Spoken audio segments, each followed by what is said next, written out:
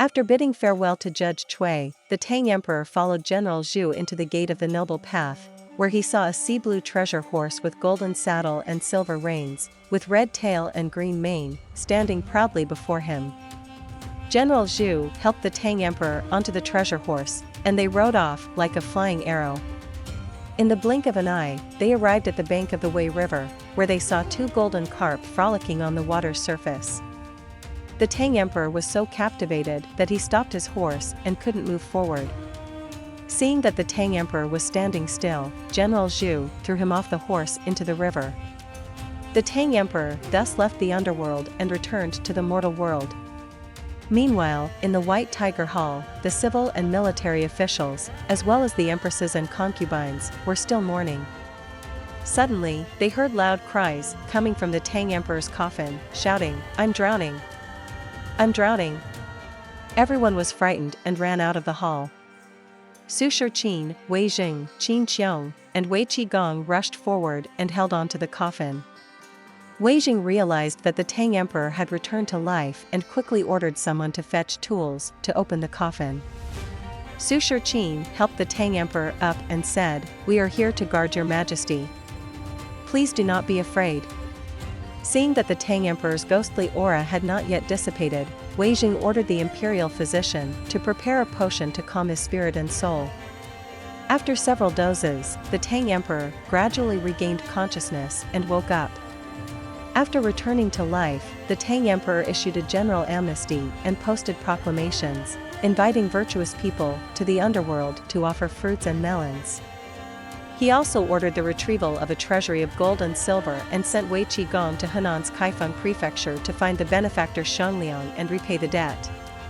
The proclamation inviting offerings to the underworld remained untouched for several days. One day, a man named Lu Quan from Junzhou came to the city, read the proclamation, and joyfully tore it down, then went to the government office to report. The Tang Emperor was delighted to meet Lu Quan and asked, "The matter of offering fruits to the underworld is related to life and death and is no trivial matter. Why did you hastily tear down the proclamation?" Lu Quan then explained the reason for tearing down the proclamation. Lu Quan said, "I have some family wealth, and my wife's name is Li Xuelian. She is kind-hearted and generous. 3 months ago, when I was out, a monk came to our house to beg for alms. Xuelian saw that the monk was ragged and elderly, and she had nothing to offer at the moment, so she took off her golden hairpin and gave it to the monk. After returning home, I learned that my wife had left without permission, exposing herself, so I scolded her for not adhering to proper womanly conduct. Unexpectedly, in a fit of anger, she hung our young children from a beam and they took their own lives. Filled with remorse, I decided to follow her to the underworld." The Tang Emperor greatly admired Lu Quan's courage and, after comforting him, ordered someone to take Lu Quan to the Golden Pavilion to present his offering. Arriving at the Golden Pavilion, Lu Quan saw that the offerings were already prepared. He took some paper money and put it in his pocket, then placed a pair of pumpkins on his head. With poison in his mouth, he closed his eyes and soon passed away. Lu Quan's soul, with the pumpkins on its head, went straight to the Gate of Ghosts. The gatekeeper, upon learning that Lu Quan was there to make an offering, led him directly to the Hall of Judgment. Lu Quan explained his intentions to the 10 kings and presented the pumpkins. King Yan was overjoyed and praised the Tang Emperor for his trustworthiness and virtue. After learning about Lu Quan's background, the 10 kings ordered a ghost soldier to bring Li Xuelian's soul to the Hall of Judgment, where Lu Quan and his wife were reunited, filled with both sorrow and joy. King Qingguang then ordered someone to fetch the Book of Life and Death. After examining it, he summoned the gatekeeper and angrily exclaimed, "Both of these individuals were destined for long lives. Why haven't you quickly sent them back to the mortal realm?" The gatekeeper reported, "Li Xuelian has been in the underworld for a long time, her body is no longer intact, and her soul has nowhere to attach. We seek your majesty's wise judgment." King Qingguang said, "Since Li Shimen's sister, Li Yueying, has reached the end of her natural life, let her body be used to restore Xuelian's soul." Upon receiving the order, the gatekeepers took Lu Quan and his wife's souls out of the underworld and brought them to Chang'an. they pushed Lu Quan's soul into the golden pavilion. Then, they brought Li Zuilian's soul into the inner courtyard of the palace. Seeing Princess Li Yueying strolling in the shade of flowers, Black Impermanence approached and pushed her to the ground, capturing her soul. White Impermanence then pushed Li Zuilian's soul onto Princess Li Yueying's body. Afterward, they returned to the underworld to report. The maidservants found the princess lying on the ground, apparently dead, and quickly reported to the empress. The empress, fearing delay, urgently informed the emperor. The Tang Emperor, upon hearing this, exclaimed, "During my visit to the underworld, King Qin once mentioned that my sister's life was nearing its end. Could it be referring to Princess Yueying?" He was puzzled. The Tang Emperor went to the shade of flowers and saw that the princess still had a trace of breath. He helped her up and said, "Wake up, it's your brother here." Suddenly, the princess turned over and exclaimed, "Wait for me, my husband, don't leave me behind." The Tang Emperor said, "We are your brother and sister-in-law."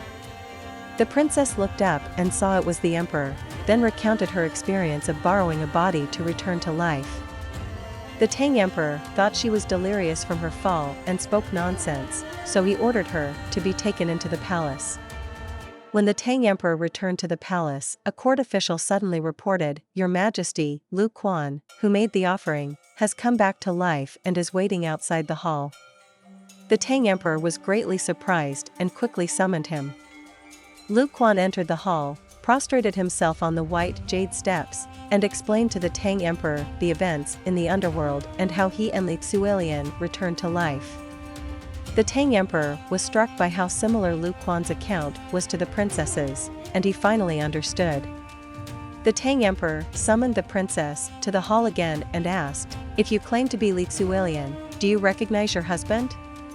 The princess replied, "Of course, we have raised children together, how could I not recognize him?" The Tang Emperor decided to test her further and ordered her to be assisted down from the hall. When the princess reached the white jade steps, she suddenly saw Lu Quan, rushed forward, and grabbed him, saying, "Husband, where did you go? You didn't wait for me, causing me to fall."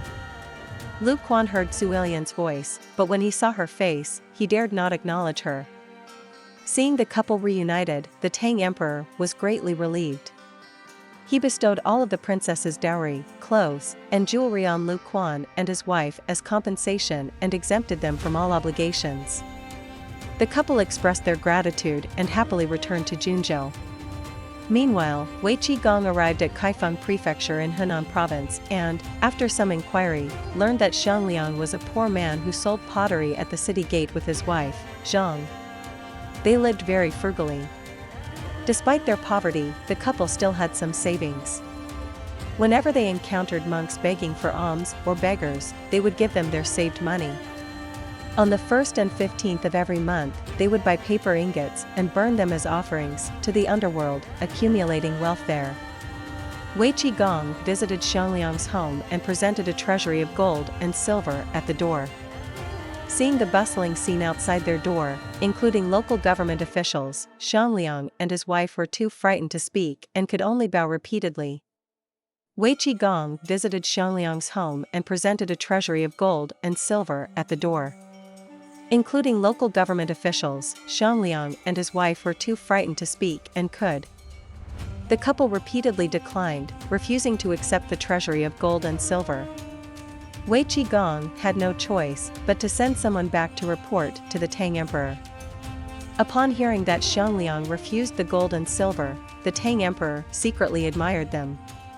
He immediately issued a decree instructing Wei Qigong to use the treasury of gold and silver to build a temple for the couple, named the Imperial Mandate Temple. After its completion, a shrine for Xiangliang and his wife was built on the left side of the temple, with a stone tablet inscribed with the words, "Constructed by Wei Qigong." In order to rescue the souls of those who died unjustly, and to ensure peace in the mortal world, the Tang Emperor followed Judge Chui's advice and issued a decree inviting virtuous monks from all over the world to come to Chang'an and build a water and land ceremony at the Life Restoration Temple. The decree spread throughout the world, and monks from various places arrived in Chang'an as scheduled. After careful selection, Wei Jing, Xiaoyu, and Zhang Daoyuan, 3 ministers, jointly recommended a monk named Qin Xuanzang as the presiding monk to conduct the Buddhist rituals. The Tang Emperor saw that Qin Xuanzang was handsome and extraordinary, so he immediately appointed him as the head of all Buddhist monks in the world and bestowed upon him a 5-colored woven golden cassock and a Vairocana hat, instructing him to choose an auspicious day to begin the ceremony. With 1,000 monks gathered for the water and land ceremony, the event lasted for 49 days. On the opening day, the sky was clear, the air was fresh, and the scene was filled with auspicious signs. Qin Xuanzang sat alone on the high altar, expounding the scriptures with profound wisdom. To know the rest of the story, please see the next installment, The Visit to the Monk.